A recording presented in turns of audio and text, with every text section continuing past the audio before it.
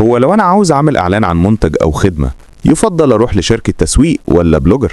مصاريف تسويقك لمشروعك دي زي مصاريف الايجار والفواتير اللي بتدفعها اخر كل شهر، ولازم شهريا تحدد ميزانيه التسويق الخاصه بمشروعك. ودلوقتي هنيجي عند السؤال المهم، لو انا دلوقتي عندي ميزانيه تسويق اصرفها على شركه تسويق ولا اصرفها عند بلوجر او انفلونسر؟ لو هتصرف فلوسك عند بلوجر او انفلونسر لازم تخلي بالك من كام نقطه هاكد عليك فيهم دلوقتي. اول حاجه سمعته، لازم يكون معروف بالشفافيه والمصداقيه. رقم اتنين التخصص، لازم البلوجر اللي هتروح له يكون متخصص في مجال واحد بس عشان اعلانك يوصل لجمهور واحد بس يكون مستهدف، سواء لخدمتك او لمنتجك اللي بتقدمه. ثالث نقطه هي المحتوى، ازاي بيصور الفيديو، ايه هي ادوات التصوير بتاعته، وكمان اخيرا فكره العرض اللي هيقدمها في الفيديو عشان تجذب الناس ان هم يجوا يشتروا منتجك او خدمتك. رابع نقطه هي السعر، لازم تبقى عارف ان سعر البلوجر بيتحدد من عدد المتابعين اللي موجودين على الاكونت بتاعه. اما شركه التسويق فحب اقول لك انها بتدي لك خطه استراتيجيه كامله على مدار شهور، بتضمن لك توزيع ميزانيتك على المنصات الاكثر استهدافا في جمهورك، سواء كنت بتبيع منتج معين